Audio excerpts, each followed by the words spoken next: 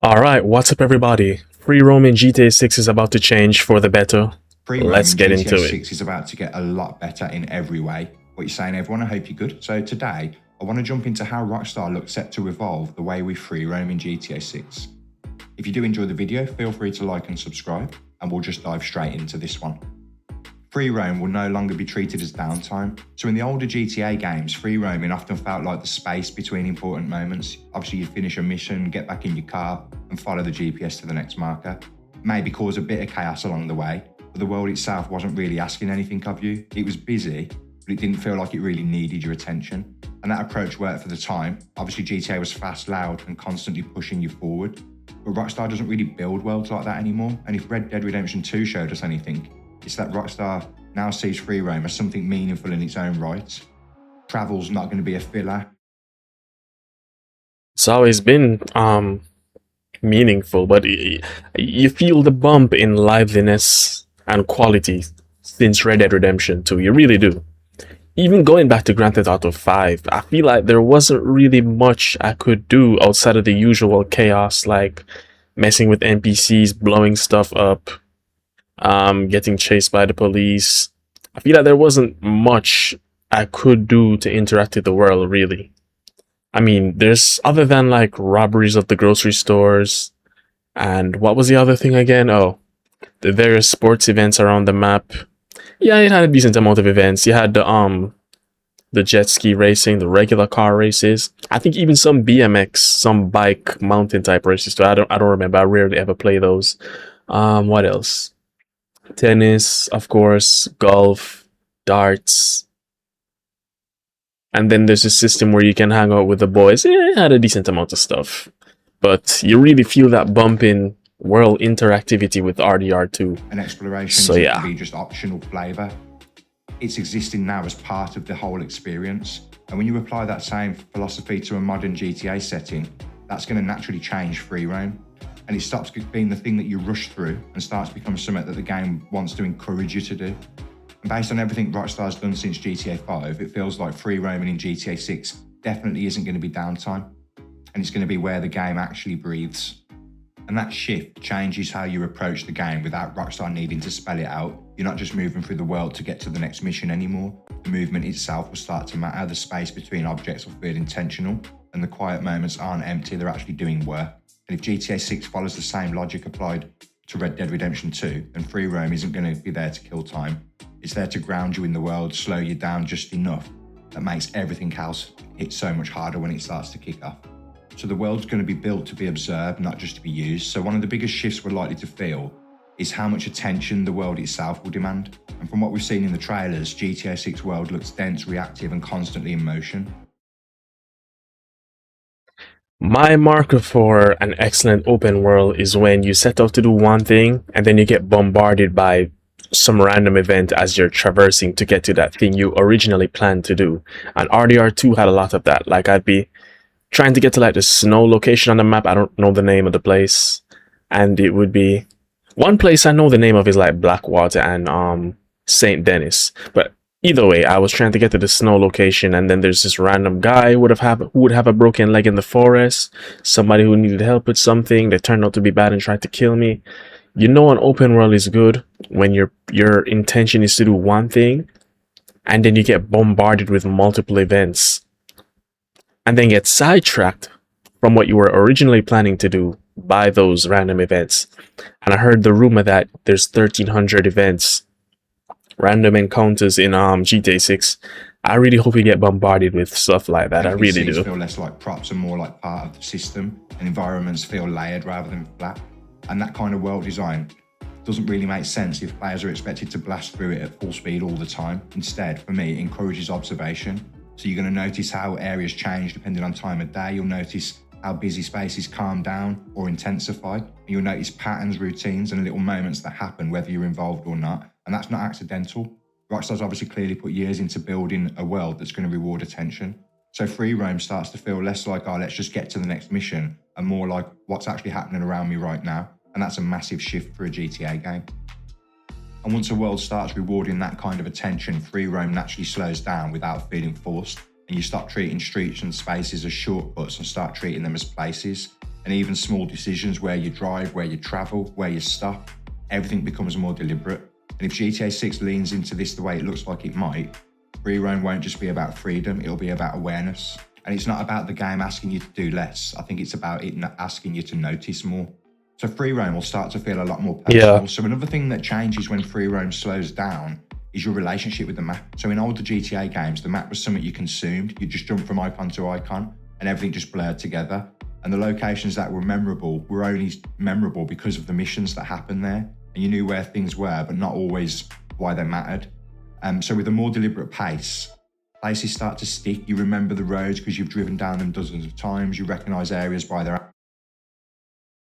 You know, slight interruption, but I feel like it would be cool if in GTA 6, when you set a waypoint, it would have like an in-car like navigation system, like how you'd be driving in real life and you have the GPS on, and the GPS voice would say, in 200 meters, go straight for 200 meters and turn right. I think that would be cool to have like that voice, that AI voice. Well, I wouldn't call it AI, it's more like a computer assistant, but it would be cool if we atmosphere, get that not in the just game. name, and you start to associate locations with moment, not just markers. And that's a huge difference. And Red Dead definitely did this incredibly well. It was one of the main reasons the world still feels alive years later. Now I'm playing that at the moment and it still absolutely blows me away. But the game didn't rush you through it. It gave you the time to build that familiarity naturally through repetition, travel. Wait, hold on, let me go back real quick. What is this rock formation off? Because he's blocking it, so I can't really tell what it is, but it almost feels like some type of reptile based on the shape. It would almost look similar to this iguana right here. Oh, also, this looks to be some form of tour bus. So I'm wondering if we, as the player, will be able to use this and just like go on a tour. Build that would be cool. Naturally, through repetition, travel, and quiet moments rather than constant objectives. And that's the key thing here. And if GTA 6 follows that same design logic, free roam will definitely feel a lot more personal, not because the game tells you it's important, but because you've spent time there, you recognize it, and it feels lived in, and it feels yours. You're not just passing through the map anymore, you're forming a relationship with it. And that's something GTA has never really fully leaned into before, so I'm looking forward to seeing how that pans out. So quiet moments will make the chaos hit harder. So this is where this change is really going to pay off. A slower, more immersive free roam doesn't reduce the chaos, it just amplifies it. So everything's loud all the time, nothing really stands out. All the explosions, the crashes, the chases, they just become the baseline. I've mentioned this before. And that was one of GTA 5's issues over long play sessions. The chaos was constant, so it slowly stopped feeling special. And by contrast, when the free roam allows space for the calmness, then the chaos can just feel disruptive again. The police chases will feel more intense because they break the flow, and sudden violence feels shocking because it interrupts something grounded. These high-speed moments will feel a lot more dangerous rather than just being the standard routine, because the world isn't already operating at that maximum intensity. And I think that contrast is very important. Rockstar's always been excellent at creating chaos, but I think what's going to change now is how it's framed. And instead of chaos being the default, it's going to be about how you react to it. And free roam's the foundation that's going to allow that to work. So when the world feels stable, lived in, and quietly active on its own terms, any disruption carries weight. And I think that's what's going to make these moments memorable, not how big they are, but how sharply they cut through everything else. And that's definitely something a more considered free roam would naturally support. So choice becomes the core of the experience. So one of the most underrated shifts that will come with this kind of free roam is player choice. So when the world supports slower exploration, you're no longer locked into a single rhythm. You can move fast when you want to and slow down when you don't, and then switch between those two states without being pushed in that direction. So you might just want to jump in and just explore and focus on side activities and do nothing. But other times you might want to jump in and get into the action. Yeah, it's always been like that. It's always been like that. And of course, the vast majority of us, we choose to mess around. I remember when I first got GTA 5. Obviously, you had to do the North Yankton prologue. But right when I got around to the point where Franklin breaks into Michael's house to take the yellow Jeep that Jimmy had, and then we broke through Simeon's car dealership window. At that point, I wasn't really interested in doing too many missions. I just wanted to explore the world because it was my first time playing. So yeah, and I haven't played much GTA 4. I have played a little of it. It's in my Steam library, but I haven't spent a lot of time with that game. San Andreas and 5, on the other hand, those games I have spent ungodly amount of hours in them, but let's let it go back to playing. If anything else, That's going I'll to be the key drop it difference. Instead of later. the game constantly nudging you towards the next objective, I think the world's going to start responding to how you engage with it, to the pace to become something you control, not something that's imposed on you. And so that flexibility does a lot of heavy lifting. It prevents burnout, makes longer sessions feel more relaxed, and allows different types of players to coexist in the same world without friction. So free roam starts being a single mode of play and starts becoming the framework, a foundation that supports whatever experience you're just in the mood for at that moment. And that's where GTA 6 feels like it could evolve the formula, not by telling you how to play, but giving you the space to just decide for yourself. So Rockstar is designing this for the long term. So what this all really points to is how Rockstar are thinking long term with GTA 6. Doesn't seem like they're just designing a world that feels good for the first few hours. They're designing something that's still going to hold up hundreds of hours in. So when the novelty wears off and the player's just living in the game, that's where these things become very important. A faster, more arcade style free roam can feel great early on, but over time that will just flatten out and everything will start to blur together. And locations will lose that identity, and chaos will start feeling special because it's just always there. And a more deliberate free roam will do the opposite. It gives the world room to breathe. It lets locations develop personality, and it allows moments to stand out instead of blending in.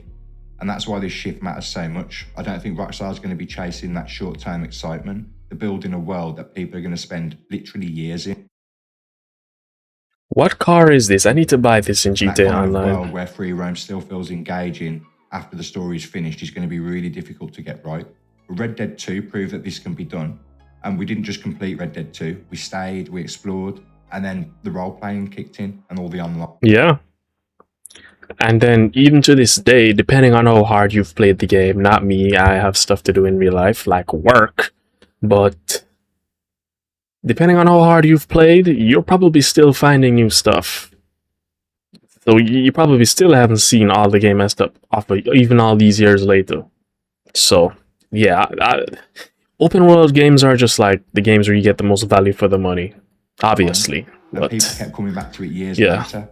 And it definitely felt like a world that was worth returning to. And if GTA 6 applies the same kind of thinking to a modern setting, free roam will just completely stop being filler, and it'll become one of the main reasons that people keep playing. And that's the big difference that this change could represent. Not a tweak, not a slowdown, but a massive shift in longevity.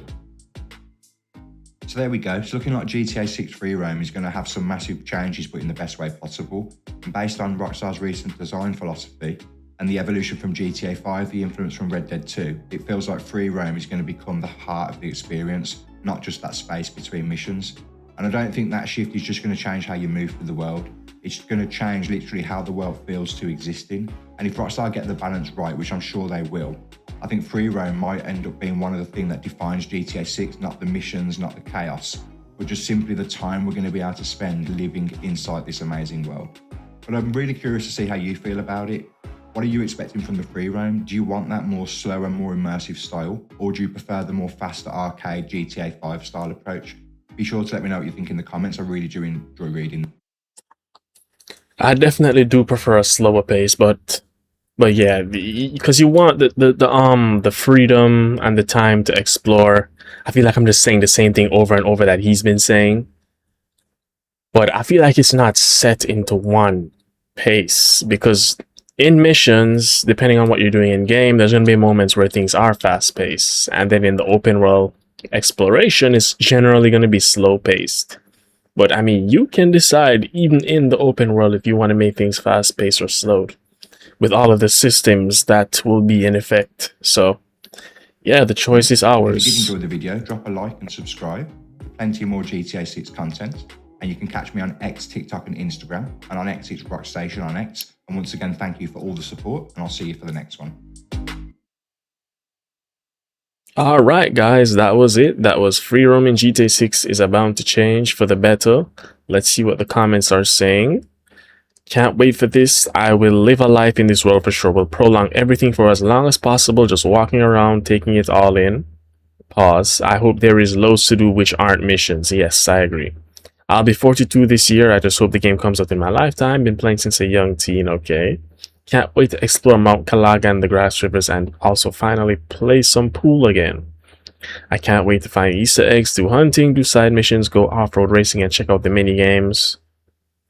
Alright, let me see what else is. I live in Miami, so I really hope they get the Miami feel and culture right. Oh, they definitely will.